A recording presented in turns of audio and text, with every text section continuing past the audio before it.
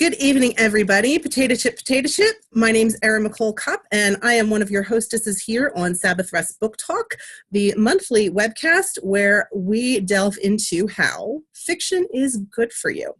I'm really excited for tonight's episode because not only are we going over 3 wonderful books, we are hosting LISA HENDEY, a good old friend of mine from when I first started in the whole writing world.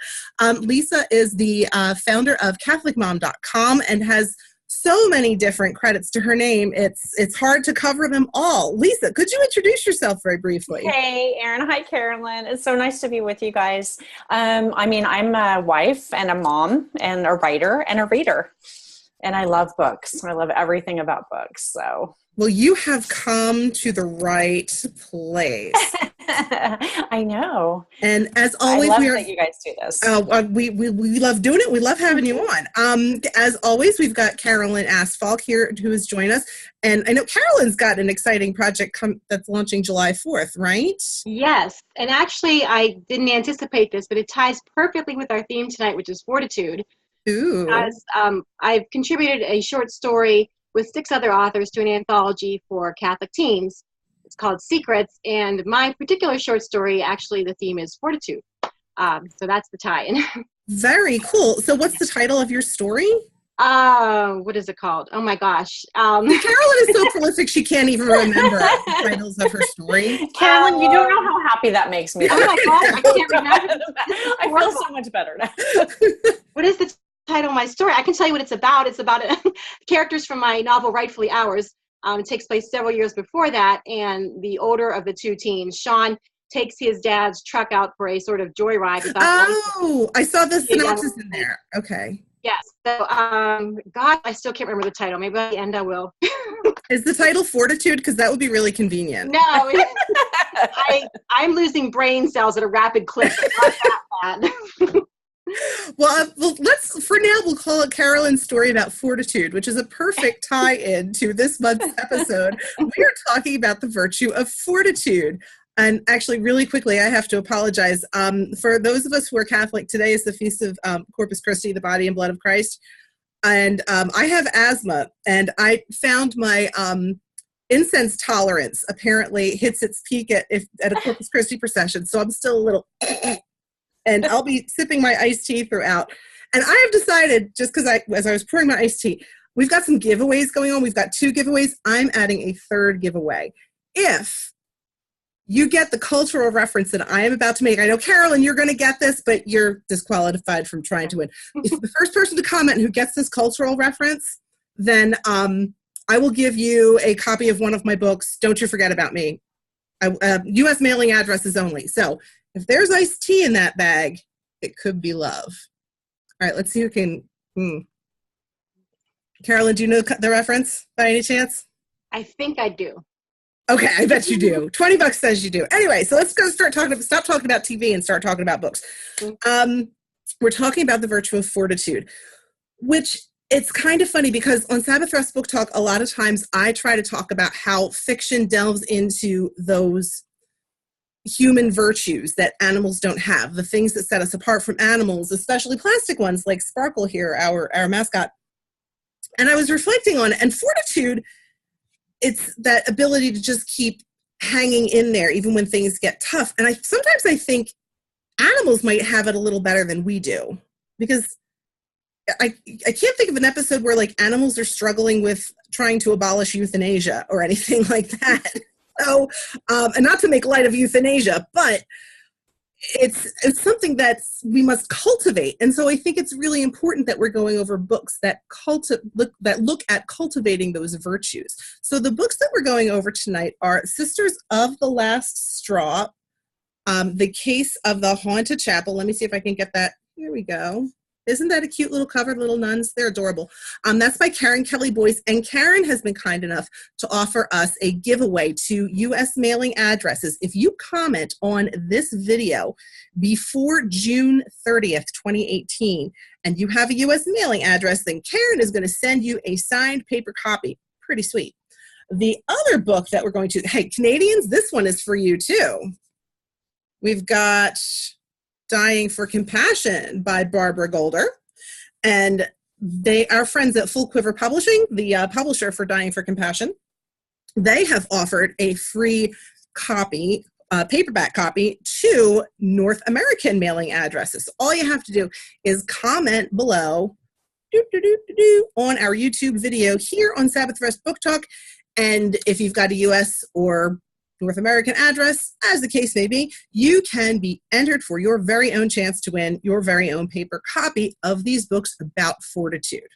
Now, I already showed you 2 covers. I want to show you perhaps one of my favorite covers that we have gone over lately in Sabbath Rest Book Talk. And that cover is Shane by Jack Schaeffer. You can smell the 50s on this cover. Like, you realize, like, yep, yeah, that smells like cigarettes and cracked leather, right? Shane by Jack Schaeffer. As much as I'm joking about this cover, Carolyn, do you have the cover of yours? No, it was an audiobook. It was not quite so cheesy. Still manly, not cheesy. Still manly, but not cheesy. Okay. What did you think of your narrator? I didn't get this one on audio. I loved it. Okay. I thought the narrator was great. I can't recall his name, but I thought he did a great job. Okay. So quick summary of Shane. This is like, if you're a Firefly fan, the Joss Whedon science fiction, this is basically where Firefly came from, it feels like. It's like an earthbound Firefly. It's, manly man ranchers versus farmers out in, geography is failing me, the Wild West. Yeah, I don't know that they're very specific about it. I know they said territory, but is that Oklahoma territory? Is it, I don't know. But anyway, so this guy, Shane, comes out of nowhere. He looks like this. Shane comes out of nowhere and he needs a place to stay. He's kind of got a dark, mysterious past that they never really elaborate on all that much. It's just clues. Carolyn, what are some of the clues you saw about Shane's dark, mysterious past? Well, he's kind of got this hidden gun. Everybody else totes their gun around, but he's not really taking his with him, but it's there. And the clothes he came in aren't the clothes he adopts when he's there. And at the end, when he finally, off into the sunset, they just have those rumors. They say, this was rumored that he was this person or that person, but nothing's ever solidified or discovered about his true identity or what was in his past. Right, but the where the fortitude comes in is, it's sort of like this character study of this mysterious gunslinger, recovering gunslinger, really, Shane, who is idolized by this little boy named Bob, who has this really long name that's escaping me, but it's just Bob. And, little tiny Bob. And then Shane, who is this hero who teaches him he teaches him how not to shoot a gun. Do you know that scene that I'm talking about where Shane is talking about how... Yeah. And it just like aiming a gun comes so easily to Shane. Like, that's one of those clues. Yeah, Shane could, like, in one motion, get it out of the holster, spin it around, whatever, and aim without even having to sight it. Right. Yeah. And you get the sense that before they're just saying he's dangerous, like, so they're building up to showing how dangerous Shane can be, but how much he chooses not to be. Yeah. And I loved the scene towards the beginning where, they're describing him as he just gives off this dangerous vibe, but then this day comes when he's staying at Bob's family's ranch, and the names of his parents are Joe and Marion. Yeah. So isn't that interesting? Yeah. Joe and Mary and their son Bob. Anyway. Joseph and Mary and Bob. There's this big old stump in their yard. And that the dad, Joe, has been trying for ages to get rid of, but just hasn't gotten around to it. And then they both start hacking at it. I almost said Bob. Shane and Joe, they both start hacking at it. And while they're doing that, the mom of the family is trying to bake a pie, and the pie goes wrong.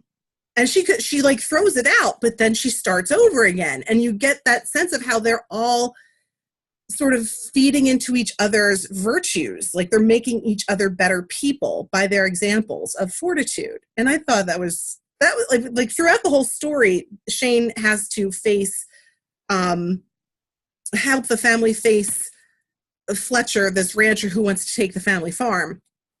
And it's not even his family, but he still fights for them. Yeah. But Carolyn, what did you want to add about some other examples of fortitude and why this is a really good book for this virtue? Yeah, there's something I didn't expect as the narrative went along, that there's obviously some feelings between Marion and Shane. And I was surprised. I was a little surprised by that too. It's nothing, it's very minor. It's only kind of alluded to. They don't really say much explicitly, but you understand that there's some affection between them. Not that she doesn't still love Joe, but as I thought about it, I thought, well, there was more fortitude because you had to be strong in your moral character and virtue. And so while they felt this way about each other, there was never any improper action or any indication that they intended anything improper. Right. So I thought that was another interesting, not an atypical example of the virtue of fortitude. Oh yeah, because if this book had been written now by your average secular writer, it wouldn't end that way. Right. The ending is Shane, basically, not exactly, but kind of takes a bullet for the farmers of the community and rides off into actually, I think it was technically sunrise. I think it may have been. Sun was moving, whatever. He rides away and is never seen or heard from again. Yeah. But if this had been written today, then Marion would have run off with him. And it would have totally ruined the story because what makes Shane such a beautiful character is that he is constantly able to tell himself no. Right. Greater good. And that's what I really, really liked about this. Any last thoughts on Shane before we move on to Sisters of the Last? Let's do the Sisters of the Last. Yeah. Thoughts on Shane? Small interruption. Oh, do you have anybody who wants to come on camera? You want to come here, say hi quick, and then go away? Come here, Miriam. Oh, she'll be fine. She'll be our little background guest. That's awesome. So I've got Sparkle. You've got your mascot. Lisa's got Chime Travelers over her left shoulder. There you go. Got Chime Travelers from family. That's perfect. Guardian angel situation going on there. And I can't wait to talk about Chime Travelers too. Anyway, so we've got Sisters of the Last Straw, the Case of the Haunted Chapel. This is an adorable little. It's kind of marketed as a children's series. I kind of feel like it's more like a story for the whole family because, fair warning, there's one nun who her foible is cursing. Only, of course, she doesn't actually curse. She stops right before the curse comes out and then says something that's funny and rhyming or alliterative. And I can really relate to her a lot. And then there is a sister, I keep mixing up their names. I can't keep their names straight either. There's a sister who has a smoking problem. And the whole reason they're called the Sisters of the Last Straw is that, oh gosh, my Pennsylvania is coming out. Sisters of the Last Straw, not straw. Every nun or sister in this convent has been removed from another order because of her bad habits. So this family of sisters has to work together to live with fortitude to conquer their habits. And what's charming about it is they never quite do.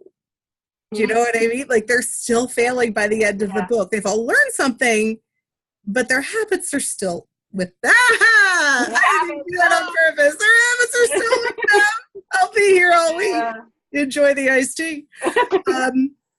So yeah, that's the story. Carolyn, can you give a quick summary? I'm talking too much. No, I read this aloud to two of our older children several years ago.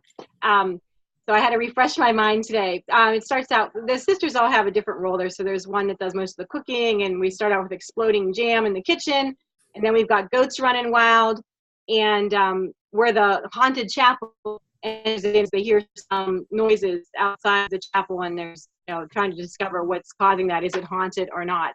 And again, as you said, the whole way through, each of these sisters has their own foible that they're trying to overcome repeatedly. And in the end, they discover, the innocent source of the noise outside the chapel. So that it's just they're very short stories. So they're like you said, they're children's series, but there's enough in there to for adults to recognize themselves in. Yeah, I totally agree. This is a really good read aloud series for the whole family, if that's your jam. You know what? I wonder if they have an audiobook. I know they're looking. I don't think so. I'm not 100% certain. They should. That would be awesome. Yeah. Karen, think about that. Talk to your publisher, see if you can get us an audiobook. But it's a very, very sweet little story. And as all of the stories in this series are, I think there are at least 4 in the whole series. So it's an adorable little story. There's a series about how this family of sisters has to work together to try to conquer their habits even after they've failed so many times. So it really fit in perfectly with our Fortitude virtue this month. And then last, I kind of wanted to talk about Dying for Compassion last, because Carolyn is a more, here's the cover. Carolyn is more of a romance reader than I am. And this is very much romantic suspense. I like mystery. I do like romance, but I do like mystery more. So here's the situation in Dying for Compassion. It's the second of the series called The Lady Doc Murders. And you can totally read this as a standalone. It's not that, I don't know. What do you think, Carolyn? Oh, yeah. It helps, it always enriches, if you've known the first story. But yeah, I think you can. Right. Yeah, I think you can still follow along just fine. All right. So Jane, oh my goodness, her last name's just totally, anyway, Dr. Jane. She's a medical examiner and a lawyer, very accomplished lady. And she's got this romance starting with this writer named Owen. It's not pronounced how it's spelled. It's Owen because he's Irish, because we Irish people are wacky with our spelling. I don't know, Lisa, does that sound about right to you? Yeah, definitely. It's probably spelled like Q-U-E with the W-E-N or something like that. Right. The only reason I could spell it out or figure it out is because it's Irish and not Welsh, because Wales as a nation needs some vowels. Sorry, Wales. Anyway, Dying for Compassion. Back to Jane and Owen. So it turns out Owen has this ex-wife. But since both Owen and Jane are practicing Catholics, Owen tried to get an annulment years and years ago, but his wife, then Fiona, did some shady stuff to block it. And now that he's gone from being this penniless writer to this very famous wealthy writer, suddenly she wants to get back together. Oh, it's a miracle. But then there's some mysterious deaths that pop up throughout.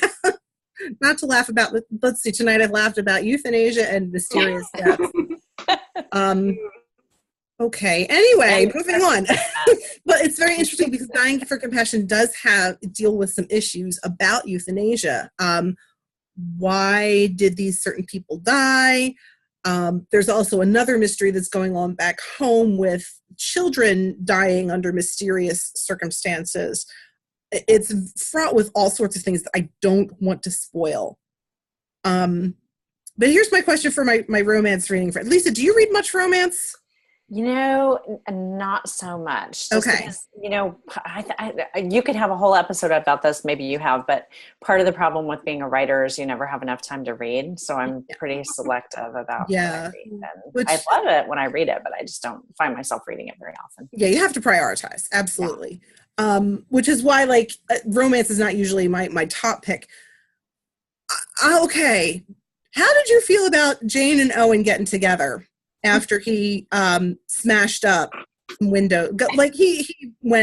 He got rip-roaring drunk and then got violent, not against people, okay, but wait, hold on. Did he punch somebody? I think he may have, yeah. Okay. Didn't somebody? I'm pretty sure. It's been a while since I read this one too. I was trying to refresh my memory today, but I think somebody did get hit. But there was definitely property damage. Yeah, okay, there's definitely, and through this whole thing, all right, I did admire Jane for at least second guessing the wisdom of wanting to be with Owen. But how do you feel about them getting together? Well, here's the thing. I think one of my favorite things about both of Barbara Golder's books in this series is she wonderfully develops characters. They're so rich and complex and real, that to me is more than half of the enjoyment of reading the book.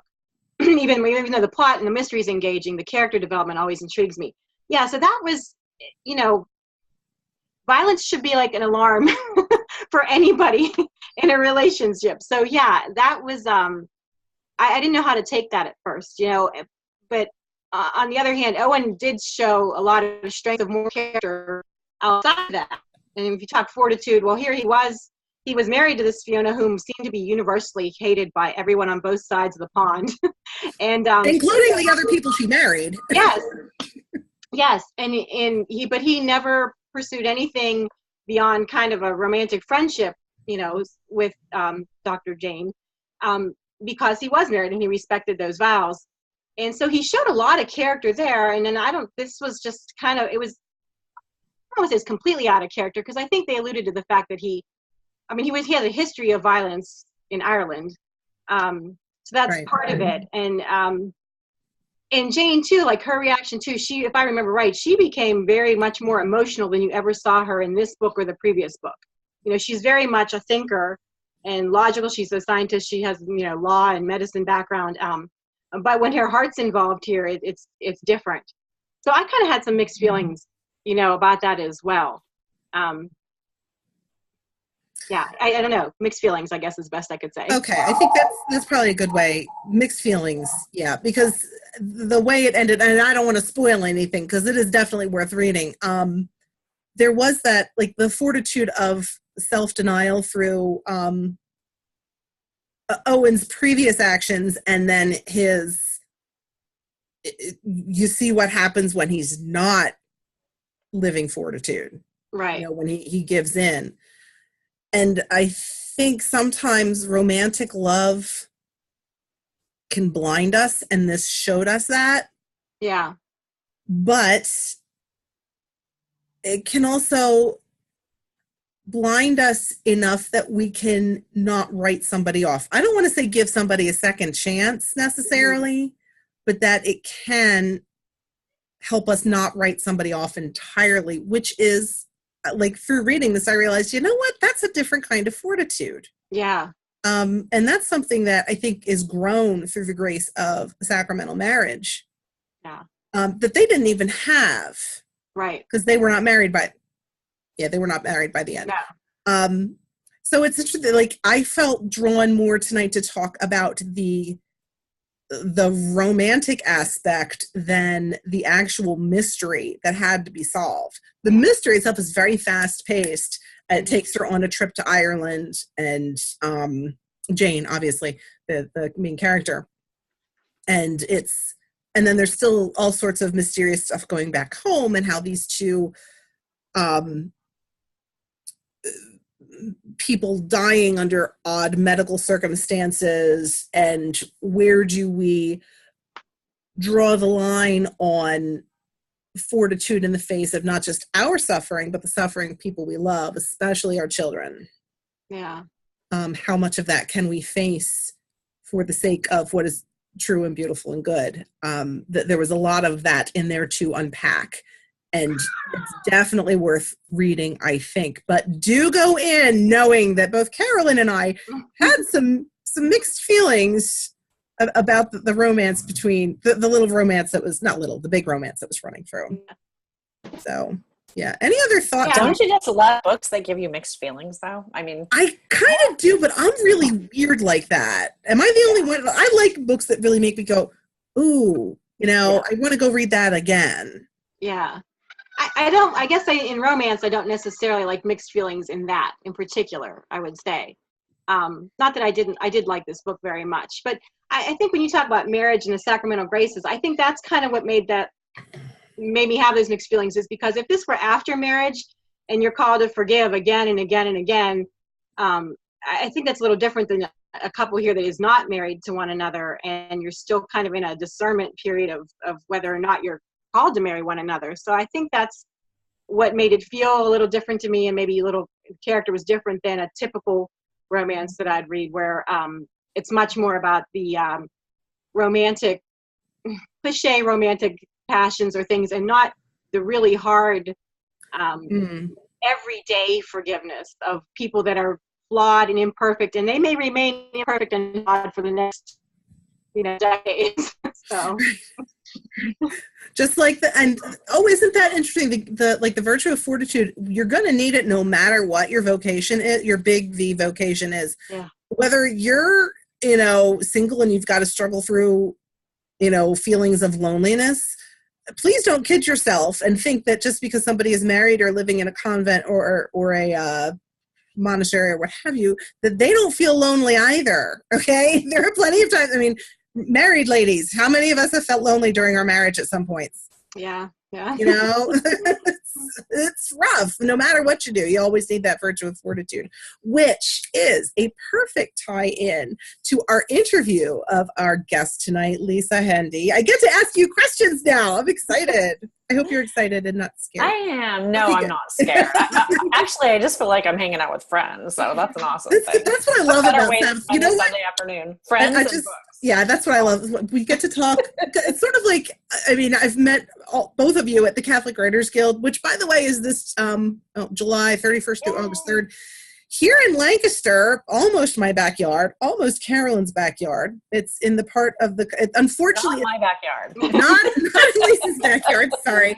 But if you drive closer to Carolyn's house, with any luck, you'll smell the Hershey's chocolate plant, and that's a pretty sweet smell. But anyway. So yeah, that's what I love about Sabbath Rest Book Talk. It's like a little tiny nugget of that feeling of us all talking about books and things that we love, and in the light of the eternal things like virtues, and it's pretty cool. But anyway, tonight's focus is fortitude. So we wanted to invite LISA to join the conversation, especially because of her work, not just recently with her CHIME Travelers Kids series, but also more broadly across her body of work over the years. Now, I do want to get to talk about CHIME Travelers and Patrick and Katie and their adventures, but you're a special inspiration to me because I remember logging on in the days of, we didn't even own a laptop. It was this big hulking. You dialed up. Were we dialing up? No, I wasn't. We did have some sort of like ISBN. We had something like that by that point. But still, I had twins in diapers, and like I typed in like Catholic mom stuff or something like that, and it's like on this new search engine called Google, right? It's this brand new thing, Google. It's great.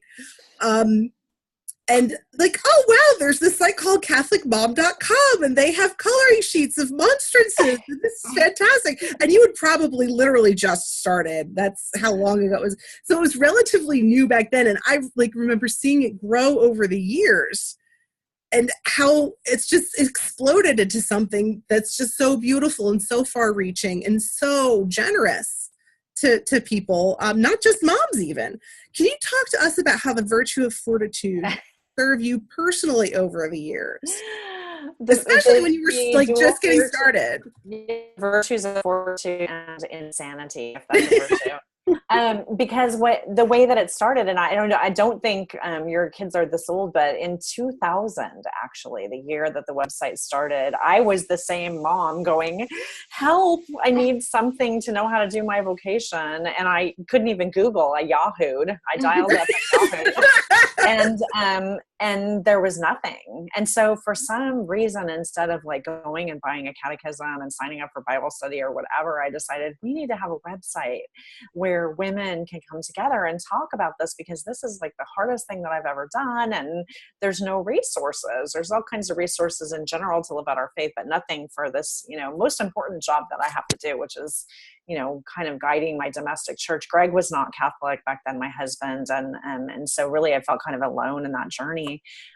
Super supportive he was of raising our kids in the faith. And he eventually came into the church himself. But yeah, it was a challenge. And so I think the fortitude comes in that just about once a week during that 8 years long journey, I would say, what the heck, God, why am I, I'm a French major and I have no idea what I'm doing with technology, and I'm not really that good of a Catholic. And, but I have this desire to please you and to bless my family. And so persistence and fortitude were a huge part of it, because honestly, there were so many times where I just wanted to like chuck the various, computers, laptops, smartphones, and say, give it to somebody who can do better. But it really paid off in that, and the website, I think, has been a blessing to lots of families and to lots of writers as well too. And it's in very wonderful new hands now. So it is. The torch has passed to our friend Barb, who's a friend of Sabbath Rest Book Talk. Yeah. Hi, Barb.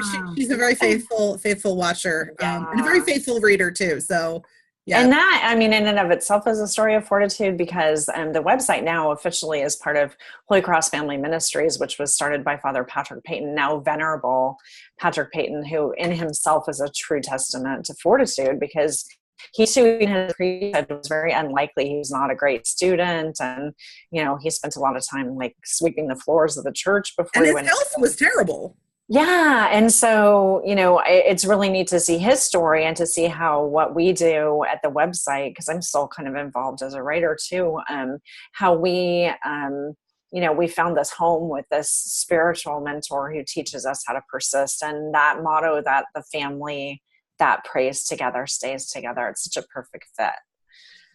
Yeah, it really is. And it's neat to see how you just said yes to that one thing. And I totally forgot that you were a French major. I knew that, but I just, our family's going on a pilgrimage that includes a trip to the south of France. That's amazing. So you might have to make me speak French when I in August. I'm pretty good these days at ordering a glass of Chardonnay. That's right.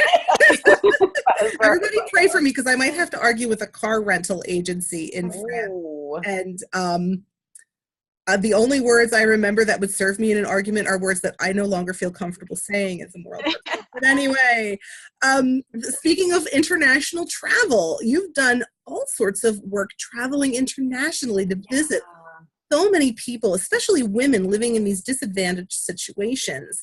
So you must have seen, I can't even imagine how many examples you have seen of fortitude with the people that you've met in your travels. Can you tell us a little bit about that? Yeah, I've been so blessed to travel in Africa and Asia, to South America, Central America, and mostly predominantly with Catholic Relief Services and with Unbound, which is a beautiful sponsorship organization. But the one theme, there's two things that I always do when I take these trips. And the first is that we always visit people in their homes. And it's taught me to be far more hospitable than I am by nature, because these are people who really have very little, and they always welcome us with open arms and feed us and, make sure that we feel warm and welcome and comfortable.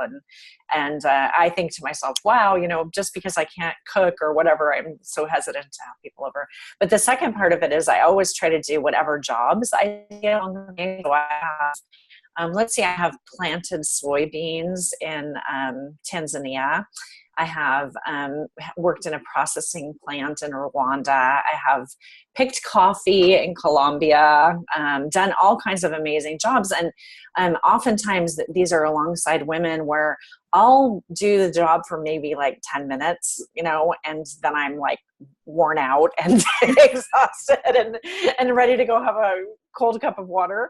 And for most of them, not only do they do these jobs, but they've already, they've carried water to their family. They often have a baby strapped to the front and one to the back, and then they'll work their whole day to provide a better life for their family, and then go home and do everything else that we do under very difficult and challenging circumstances. So I always walk away feeling so impressed by these women. And, we think that we go there to help them, but I'm the one who gets helped. I'm the one who has the lessons taught to her.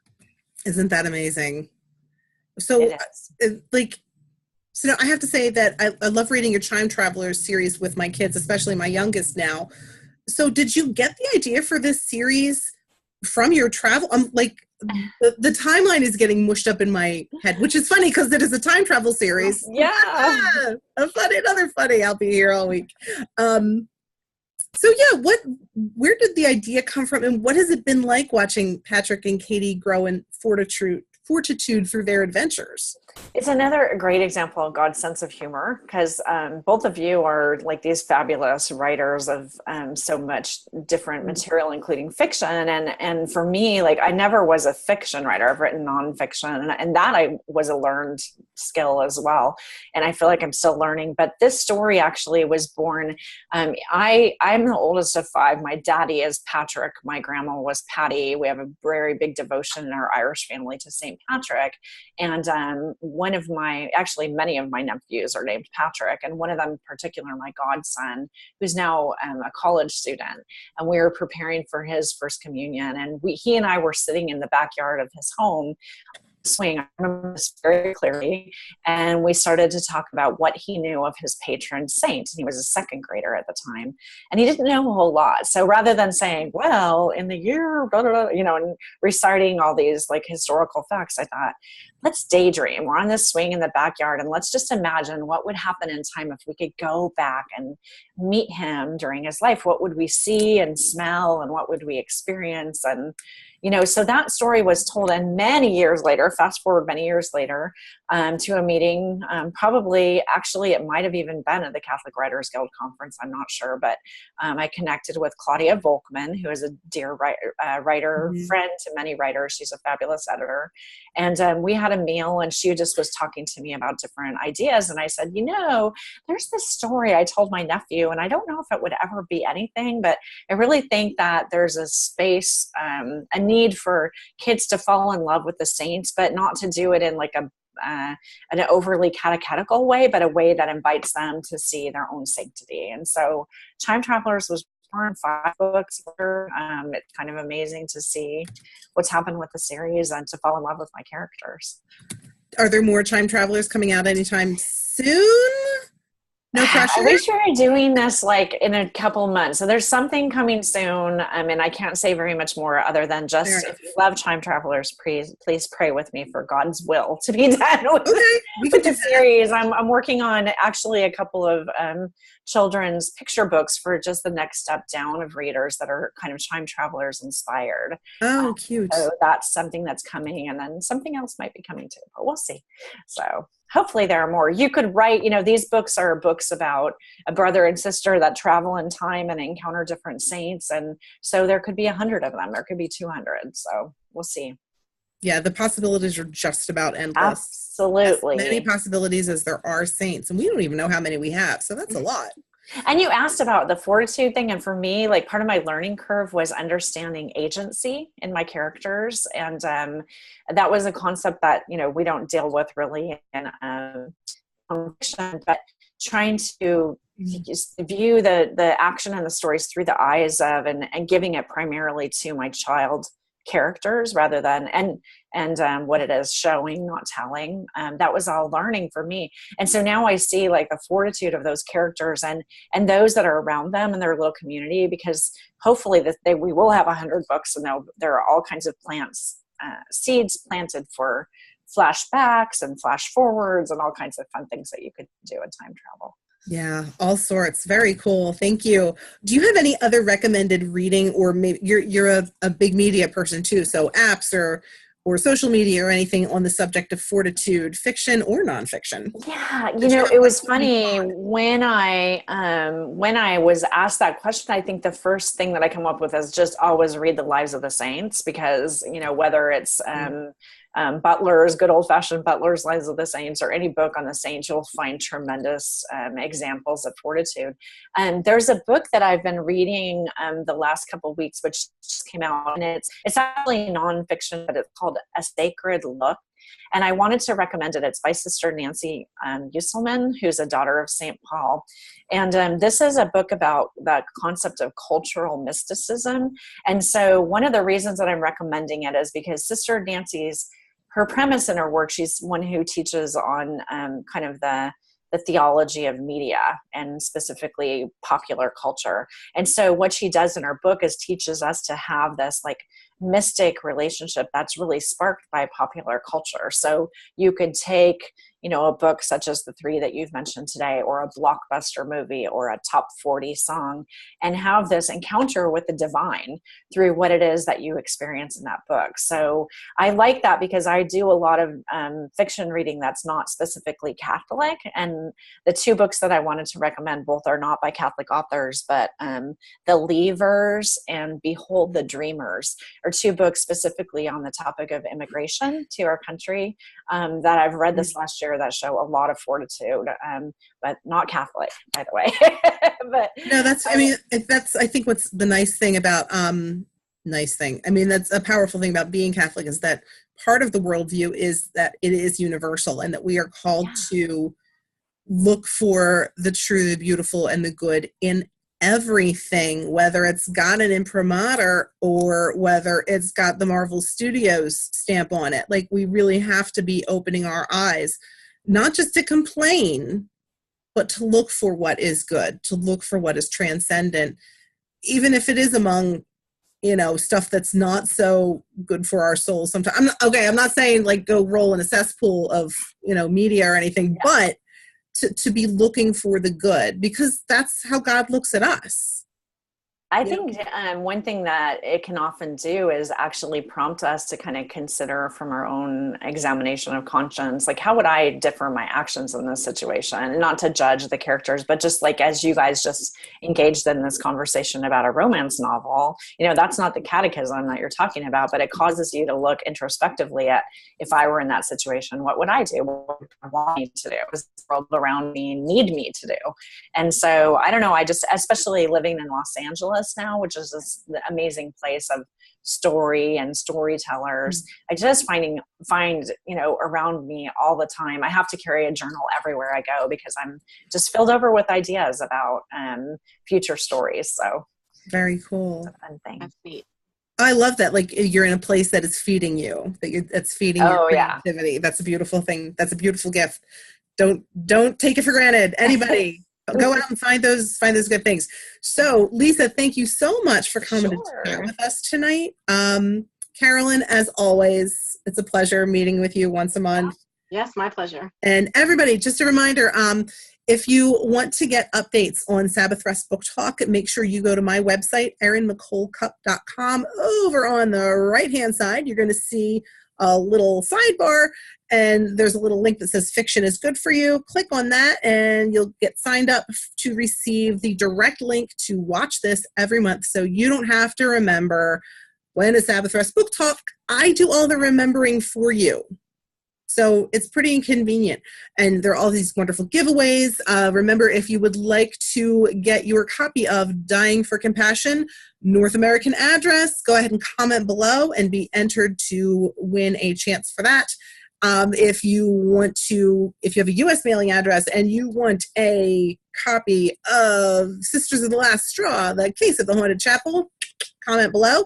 And last but not least, if it's iced tea in that bag, it could be love. Go ahead and comment below and tell me what you remember that's from. First person to comment with the reference to, I'll even give you a hint, television show. The title of the television show from which that odd quote comes that I can't remember where I left my phone 1 minute, but I can remember something from the TV 20 years ago.